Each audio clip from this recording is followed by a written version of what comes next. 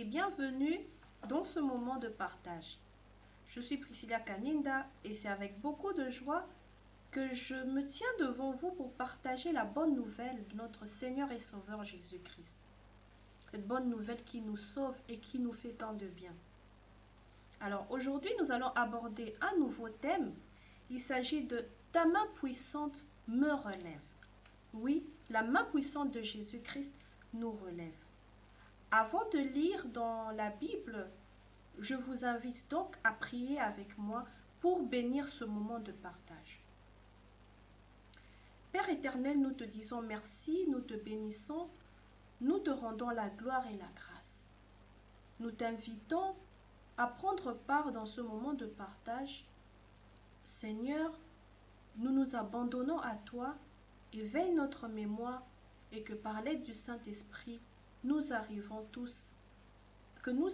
à comprendre ton message. Au nom de Jésus, Amen. Bien-aimés, je vous invite donc à lire ensemble avec moi dans le livre de Genèse, chapitre 41, versets 37 à 44. Lisons tous au nom du Seigneur. Ces paroles plurent à Pharaon et à tous ses serviteurs. Et Pharaon dit à ses serviteurs, « Trouverions-nous un homme comme celui-ci, ayant en lui l'Esprit de Dieu ?» Et Pharaon dit à Joseph, « Puisque Dieu t'a fait connaître toutes ces choses, il n'y a personne qui soit aussi intelligent et aussi sage que toi. Je t'établis sur ma maison, et tout mon peuple obéira à tes ordres. Le trône seul m'élèvera au-dessus de toi. » Pharaon dit à Joseph, « Vois, je te donne le commandement de tout le pays d'Égypte. » Pharaon ôta son anneau de la main et le mit à la main de Joseph.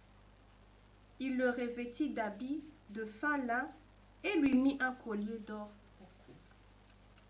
Il le fit monter sur le char qui suivait le sien, et l'on criait devant lui, « À genoux !»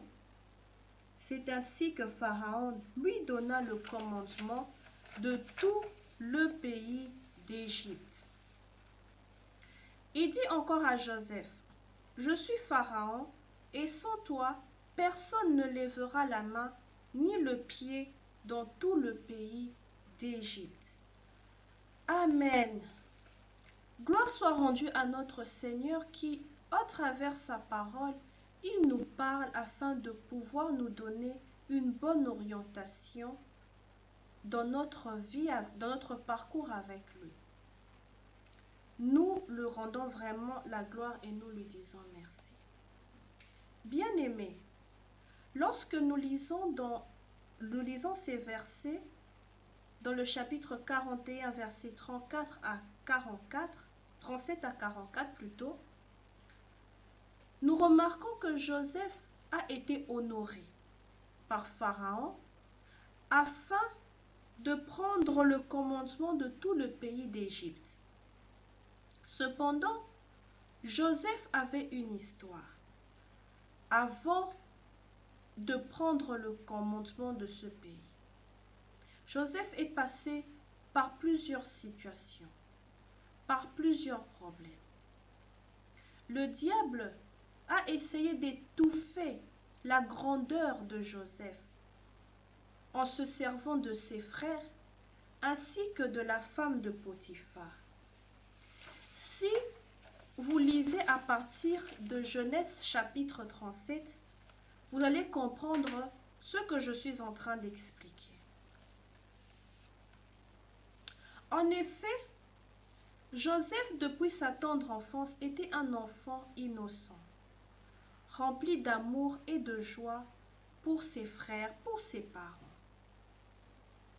Il avait des songes, et à chaque fois qu'il parlait et qu'il racontait ses anges, cela suscitait une jalousie, une rancœur parmi ses frères. Tout ce qui est arrivé à Joseph nous pousse à nous poser pas mal de questions. Pourquoi Joseph a-t-il connu un parcours douloureux? Pourquoi il ne s'était-il pas enfoui pour éviter tous ces malheurs? Quelle signification devons-nous donner à l'emprisonnement? Pourquoi? Parce que dans le parcours de Joseph, Joseph a connu l'emprisonnement. Quelle a été son attitude jusqu'à ce que la puissante main de Dieu vienne le relever? Aussi, qu'est-ce que Dieu attend de nous en tant que ses enfants face à des problèmes? Je ne vais pas essayer de tout développer, mais je vais essayer de résumer, d'essayer de dire quelque chose pour que nous puissions parler du Saint-Esprit, comprendre.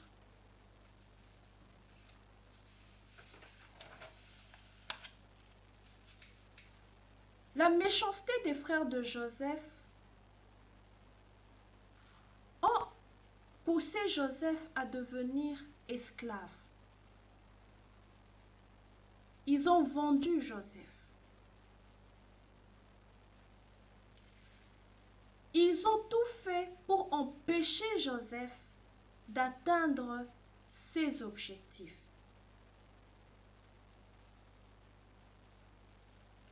Mais malgré ça, Dieu était avec Joseph.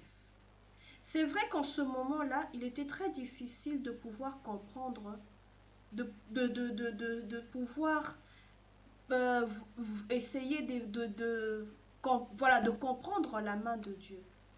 De comprendre que Dieu était avec Joseph. Pourquoi? Parce qu'on voyait plus comment on avait vendu Joseph, comment il s'était retrouvé esclave. Joseph était dépourvu de force. Il était troublé par ce que ses frères lui ont fait. Il n'en revenait pas. Il se posait la question, et en tant qu'être humain, on peut se poser la question, mais pourquoi? Il était donc affaibli et n'avait aucune défense. Il était tellement jeune. Bien qu'ayant cette grandeur en lui, mais c'était difficile que cette grandeur se manifeste, puisqu'il avait subi quelque chose vraiment d'horrible.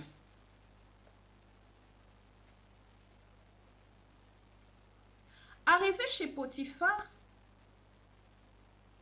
Joseph a commencé à travailler. Quelque temps après, la femme de Potiphar se met encore à chercher des ennuis à Joseph. Essayer de convaincre Joseph à se compromettre. Mais Joseph a refusé. Un deuxième malheur arrive à Joseph. Il subit de fausses accusations qui l'emmènent en prison. Premièrement avec ses frères, en le vend, on ne veut plus le voir, éloigné de sa famille, éloigné de ses frères, du milieu où il habitait, vendu comme esclave, il part dans un autre endroit. Et deuxième malheur, on lui crée des problèmes. Troisième malheur, l'emprisonnement.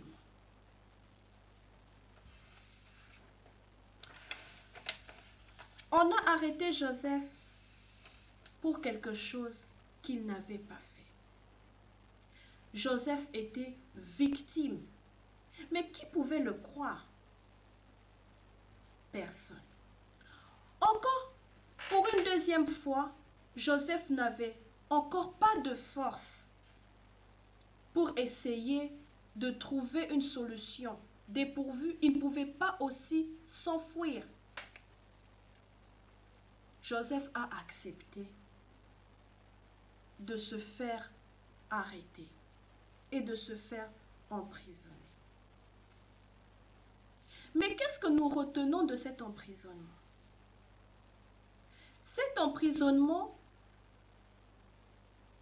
a été, certes, un plan de l'ennemi dans le sens où il a utilisé une femme pour accuser faussement Joseph, mais en même temps, ça a été une préparation pour Joseph.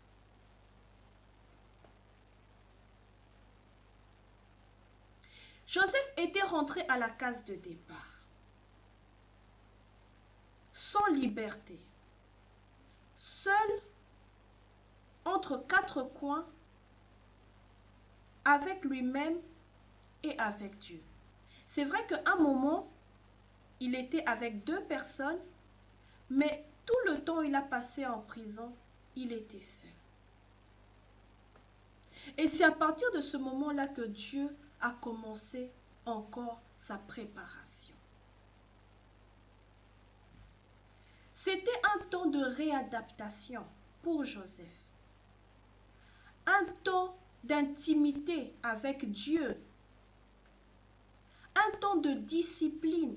Un temps pour forger son caractère, pour lui donner de courage, sans pour autant savoir les responsabilités qu'il allait assumer dans le futur.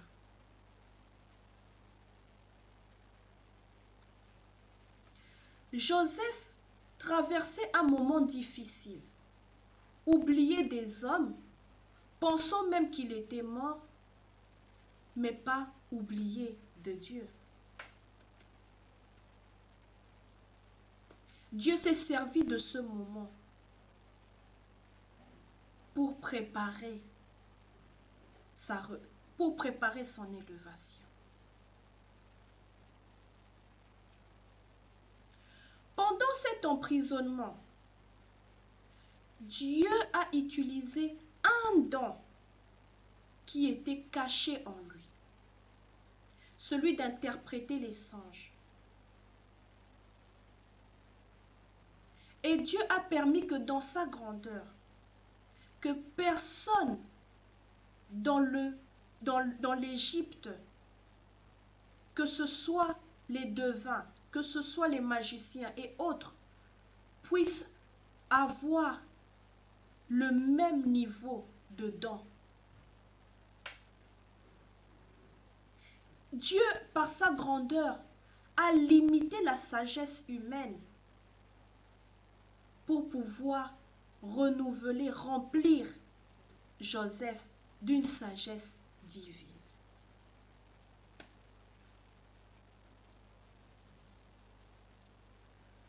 Joseph, en sortant de la prison, puisque même en prison, lorsqu'il était avec deux hommes, il avait eu à interpréter leurs rêves et ça s'était vraiment concrétisé, tel qu'il avait expliqué. Arrivé chez Pharaon, il a aussi fait la même chose. Le Pharaon était donc ébloui, puisque aucun homme n'avait eu à le faire comme Joseph l'avait fait. Le Pharaon a donc reconnu que Joseph était animé de l'Esprit de Dieu. Pourquoi? Parce que dans ce temps de préparation, où Joseph était oublié des hommes, Dieu a renouvelé son esprit en Joseph. Il a animé Joseph d'un esprit puissant, l'Esprit Saint, l'Esprit de Dieu. C'est vrai qu'en ce moment, l'Esprit Saint, personne ne pouvait parler de l'Esprit Saint. On ne le connaissait pas, mais l'Esprit était déjà là, l'Esprit de Dieu. Et personne autour de Pharaon a été animé de cet esprit.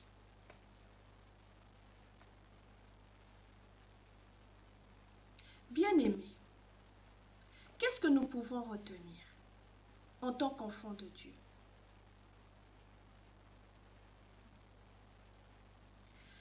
Notre parcours avec Dieu n'est pas un parcours facile. Ce parcours est comparable à une école.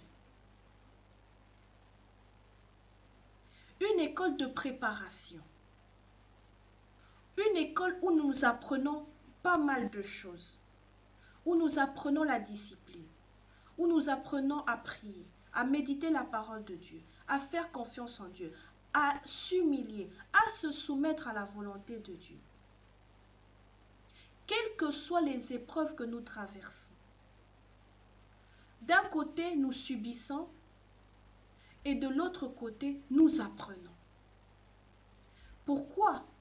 Comme Joseph, nous sommes tous nés avec quelque chose de précieux que le diable combat chaque jour dans notre vie.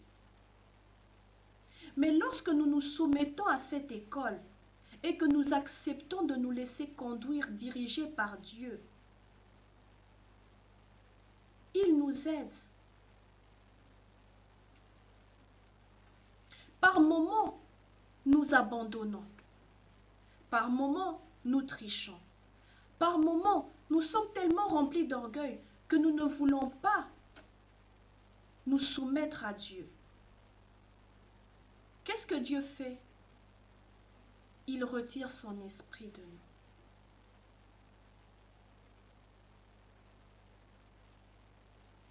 Et on commence maintenant à diriger notre vie.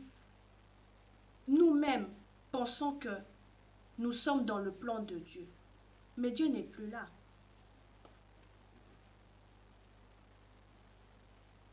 Par moments, nous ne voulons plus apprendre auprès du Seigneur. Nous pensons que nous connaissons beaucoup. Mais avec Dieu, nous apprenons toujours. Si Joseph s'était échappé de la prison, est-ce que sa destinée en tant que ministre allait s'accomplir? Non. Pourtant, Joseph n'avait rien fait. Il avait tous les droits pour s'enfuir, puisqu'il n'avait rien fait. Mais l'attitude de Joseph doit beaucoup nous apprendre.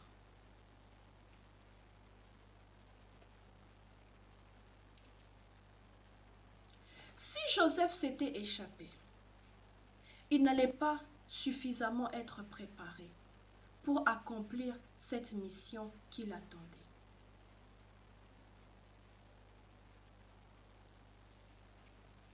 L'emprisonnement dans la vie d'une personne aide cette personne à atteindre ses objectifs. Mais pour que la personne arrive à atteindre ses objectifs, la personne doit revenir au pied du maître, doit se soumettre à Dieu. Accepter aussi ses erreurs. Lorsqu'il commet des erreurs, accepter de se faire discipliner par Dieu. Lorsqu'il ne commet pas des erreurs, comme le cas de Joseph, s'humilier d'abord et Dieu fera le reste par la suite. Bien-aimés, avant de clôturer ce moment, j'aimerais dire ceci. L'école de Dieu n'est pas une école facile. Nous avons notre propre mathématique, notre propre peut-être cours d'allemand pour ceux qui sont ici en Allemagne. Nous avons plusieurs cours. Et ces cours sont l'humilité, la discipline, le respect de la bonne conduite de Dieu, la prière, l'apprentissage de la prière, de la méditation, apprendre la persévérance, la foi, et surtout la soumission à Christ. Lorsqu'on se soumet à Christ, Dieu ne nous abandonne pas. Et lorsque nous prions aussi pour les autres, Dieu, il étend toujours sa main. C'est une école où, d'un côté, nous subissons les attaques, mais de l'autre côté, nous nous préparons à être vainqueurs. Quelle que soit la prison dans laquelle vous vous trouvez, je ne connais pas vos prisons. Je ne connais pas vos difficultés. Je ne connais pas ce par quoi vous traversez. Mais ce que je sais, c'est que Dieu est en train de vous préparer pour une grandeur. Par sa main puissante, il va vous relever. Mais pour qu'il puisse vous relever, soumettez-vous à lui dans tout ce qu'il va vous demander de faire. Soumettez-vous à lui. Que Dieu bénisse sa parole, que Dieu vous bénisse aussi. Je vous invite donc à prier avec moi pour clôturer ce moment. Père éternel, Dieu de gloire, nous te bénissons pour ta parole. C'est vrai que parlant de Joseph, se mettant à sa place, ce n'est pas facile. Mais Joseph a été relevé par ta main puissante, honoré dans un pays qui ne lui appartenait pas. L'histoire de Joseph continue et va aussi au-delà. Mais nous, Seigneur, ce que nous retenons par rapport à cette grandeur, c'est que nous puissions nous soumettre à ton école, que nous puissions accepter d'apprendre afin d'être relevés par toi. Quel que soit ce que nous subissons, quelles que soient les épreuves dans nos vies de chaque jour, mais que nous puissions nous soumettre à toi et nous préparer en toi. Dans cette école de préparation, tu vas nous envoyer ton Esprit Saint, ton Esprit qui sera avec nous et qui va nous orienter. Seigneur, que ton Esprit ne se retire pas de nous. Nous prions pour tous les frères et sœurs qui ont été affectés par des épreuves et qui ont relâché, qui n'ont pas voulu se faire discipliner par toi, qui ont triché, qui ont menti, juste pour se couvrir, ou pour se protéger, ou pour se donner raison. Mais dans le cas de Joseph, Joseph avait raison, mais il était calme et il avait gardé l'humilité.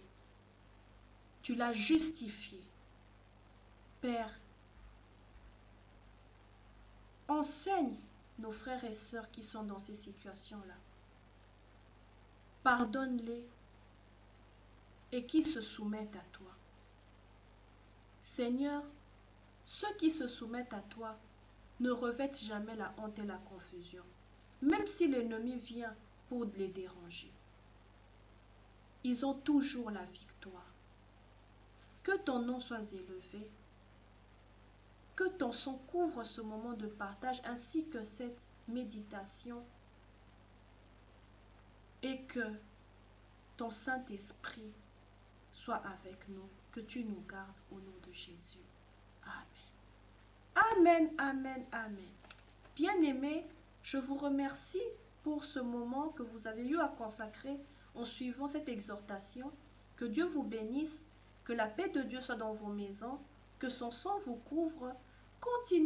Continuez plutôt à prier pour les autres, à méditer la parole de Dieu, à vous soumettre dans cette école, l'école de Dieu qui nous prépare à l'élévation. Que Dieu vous bénisse. Je vous souhaite une très bonne continuité de la semaine et au revoir.